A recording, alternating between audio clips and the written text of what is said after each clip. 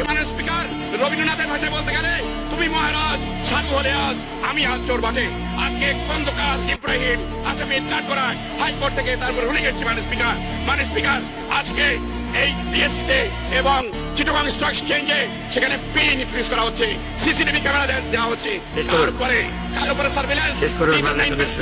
এরা গরিব মানুষ, ছোট পুঁজিবাদী, তারা এসছে অর্থ নকলি করতে, তাদেরকে আপনি সার্ভিলেন্সে রাখছেন। আর যারা লাঘবরা পুকুর চুরি করে নিয়ে গেল তাদের উপরে আপনার নমনীয় ভাব। মাননীয় স্পিকার এটা চলতে পারে না স্বাধীন সার্বভৌম দেশে, এটা জনগণ মেনে নেবে না মাননীয় স্পিকার।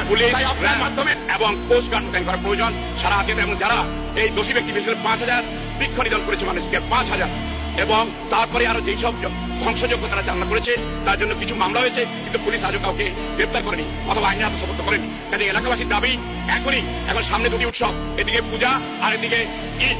এই উৎসবের প্রাক্কালে হাজার হাজার না লক্ষ লক্ষ হাতিয়াবাসী বিদেশ থেকে দেশে আসবে, কিন্তু তাদের কোনো নিরাপত্তা নেই। সেই কারণে মাননীয় স্পিকার আপনার মাধ্যমে আমাদের মাননীয় স্বরাষ্ট্রমন্ত্রী যিনি আগোয়ানে সদস্য হয়েছিলেন, হাতিয়ার ব্যাপারে উনি ব্যবস্থা নিয়েছিলেন।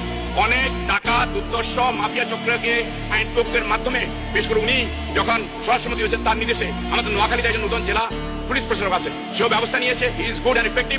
তারা ব্যবস্থা নিয়ে যখন সকল ডাকাত বাহিনীকে একটা নিয়ন্ত্রণে আনলো, তাদের অনেকে ক্রস ফায়ারে তারা মরে গেছে। সেই সময় মাত্র সপ্তাহ দেড়েকের মাথায় এই ধরনের ধ্বংসযোগ্য হবার মাননীয় স্পিকার। কাজে এই বিষয়টি অত্যন্ত গুরুত্বপূর্ণ।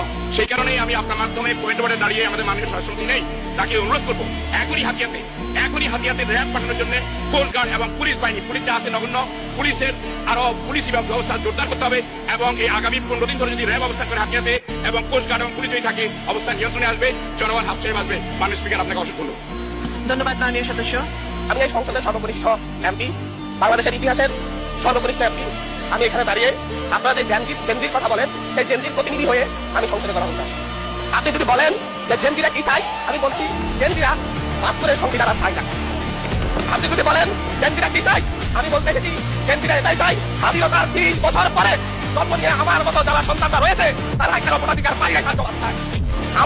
আমরা তো স্বাধীন বাংলাদেশে জন্ম নিয়েছি মাননীয় স্পিকার। আমাদের কি ভুল ছিল? আমরা তো নতুন মানচিত্র পেয়েছি, আমরা তো নতুন পতাকা পেয়েছি, আমরা নতুন সীমানা পেয়েছি। আমাদের পূর্বপুরুষরা 1971 সালে রক্ত দিয়ে আমাদের জন্য একটি নিরাপদ বাংলাদেশ করতে চাইছেন, কিন্তু আমরা কি সেই নিরাপদ বাংলাদেশ পেয়েছি? আমরা কি সেই নতুন বাংলাদেশ পেয়েছি? আমরা তো সেই নতুন বাংলাদেশ পাই নাই। 71-এ 30 লক্ষ মানুষ শহীদ হয়েছে, জীবন দিয়েছে, তাদের পরবর্তী সন্তানরা